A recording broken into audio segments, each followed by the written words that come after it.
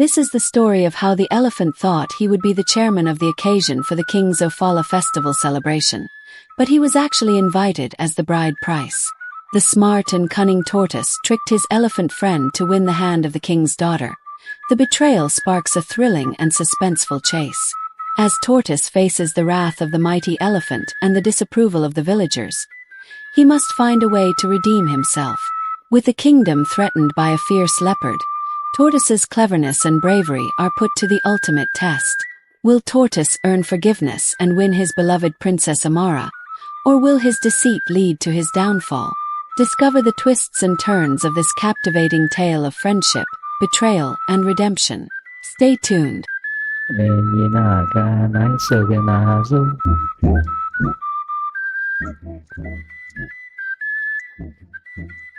In the heart of the lush, vibrant land of Ndebele village, where the savannah met the thick forest, there lay a small village known for its rich culture and age-old traditions. This village was ruled by a wise and fair king, King Omanuko, who was beloved by his people. The king had a beautiful daughter, Princess Amara, whose beauty was matched only by her kindness. The king's daughter, Amara, was ripe and overdue for marriage, but she was not in any relationship. She wasn't even interested in any of the suitors that came to ask for her hand in marriage, but kept chasing away any man that came her way. Many suitors from near and far, the high and the mighty and even the lowly, came to seek her hand in marriage. Every one of them came and she refused their hands in marriage. The king was very concerned for a long time. He had wearied his wife with complaints about their daughter's marital status. At the end, when she couldn't take it anymore, she asked him as the man of the house and lord of the kingdom to call a meeting of his kinsmen, his wife and all his children. In this meeting they will all be able to find out why the first husband came. She said no. The second husband came and she also said no. The third husband came and she said no again. The 20th husband had just come and her answer remained a big fat no. She counseled that it was important for families to have meetings or gathering, where everyone spoke their mind and understood themselves. She reminded him that they used to do it until the business of the kingdom made it impossible for the king to enjoy his family. At the meeting, the king wanted everyone to help him ask his daughter what the problem was. Amara said that anyone that will marry her must bring an elephant, so that any ceremony taking place in the land, she can sit on the elephant and be moving round the village and the people will see her, dressed in her royal apparels and know that truly she is the daughter of the king. When it became evident that this was the only solution, the king set a challenge to ensure only the bravest and cleverest could win his daughter Amara's hand in marriage. Anyone who could bring him a live elephant would marry his daughter. In a cozy burrow at the edge of the forest lived the tortoise, known for his cunning and wit. He often helped his fellow animals with their clever schemes.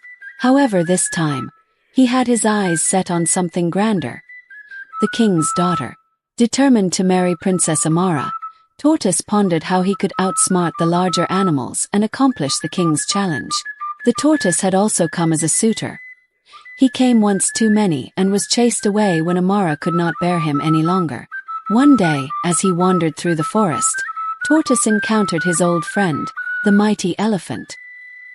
He was a gentle giant, admired and respected by all the animals for his strength and kindness. Tortoise immediately realized that if he could persuade Elephant to accompany him to the king's palace, he could fulfill the king's challenge. "Good day," the tortoise greeted warmly, flashing his usual charming smile. "How have you been, my dear friend?" "Ah, Tortoise, it's always a pleasure to see you," Elephant rumbled in his deep, soothing voice. "I have been well, thank you. What brings you to this part of the forest?" "I have come with a proposition, my friend," Tortoise replied, his eyes twinkling with mischief. "The king is hosting a grand event, and he has requested the presence of the wisest and most distinguished animals. I immediately thought of you, my friend. Would you be the chairman of the king's event?" The elephant was bubbling with excitement inside. He asked Tortoise to repeat what he just said. The tortoise gladly did as he was asked. Elephant, flattered and excited by the honor, agreed without hesitation. "It would be a great honor, Tortoise. When is this grand event?" "In 2 market days," Tortoise answered. "And as you are aware, the journey to the king's palace is long and arduous. May I suggest that we go together, so we may arrive on time? Elephant nodded in agreement. That is a splendid idea, Tortoise. I would be delighted to have your company on this journey.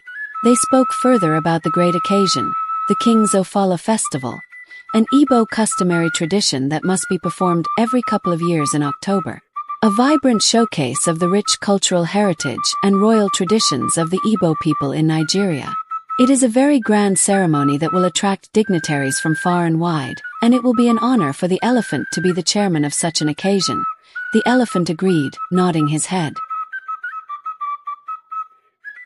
Tortoise told him that the king didn't want him to be absent for any reason at all. He will be the one to organize and break the colonut. The elephant mockingly argued that the king had not been incommunicado and undergone the spiritual purification that is for the good of the community, one of the requisites for the Ofala festival. The elephant had been looking for ways to get close to the king and possibly be a suitor to his daughter, Amara. He was overjoyed, and it was the main reason for his gladly accepting the supposed invitation. When he got home, the elephant's wife reminds him that the arrangement sounded similar to the story of how the tortoise deceived the giraffe with akra balls or bean cake, and told the giraffe to follow him to his land where he would be made king and fed akra balls every day. He kept throwing akra balls to the giraffe till he threw it on a spread-out mat, and the giraffe fell into the pit under the mat unawares that it was all along a trap. But the elephant paid his wife no mind, believing that the tortoise will do no such thing to him.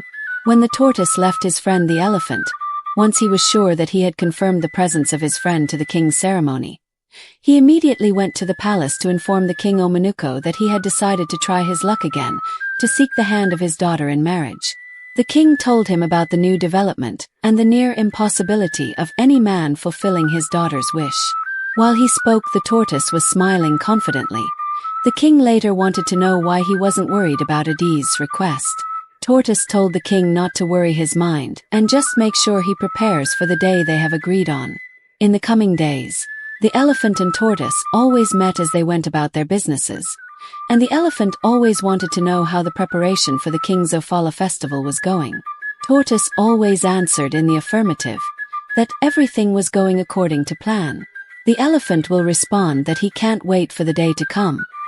He had prepared himself to be chairman of the occasion. Days passed. On the fateful of the ceremony, Tortoise came to the house of his friend the elephant. When the sun was already up and burning, Elephant didn't find this funny. He had been prepared since early morning. He accused Tortoise of trying to sabotage this opportunity he had of being the chairman of the king's ceremony. Tortoise pacified him words, telling him that the event can't start if the chairman wasn't present. They hurried off to the king's ceremony. While the elephant took giant strides, the tortoise shuffled and dragged his feet, delaying. Elephant begged him to hurry, even as Tortoise complained about the sun being too hot. After a while, the elephant was impatient with Tortoise's slow pace and voiced his reservations. The tortoise begged for patience and understanding. The elephant will not hear of this, they argued. After a while, the elephant suggested that the tortoise should climb on his back, to which Tortoise sighed in relief, explaining that this ceremony was as important to him as it was to Elephant. With a plan set in motion, Tortoise tried to climb onto Enyi's back, but found it difficult. He suggested that he should use the rope in his hands to tie around the elephant's neck, to help him climb. The elephant agreed and asked Tortoise to do whatever he had to do for them to get to the festival on time. The tortoise climbed. They set off on their journey, with Tortoise whispering stories and songs to pass the time. While Tortoise was more in his thoughts, Elephant was chatting about everything under the sun, even as Tortoise was not listening to him. As they approached the village, the excitement and anticipation grew within Tortoise. He could almost taste the victory. As they got close to the palace, the tortoise called out to the king that he had brought the elephant.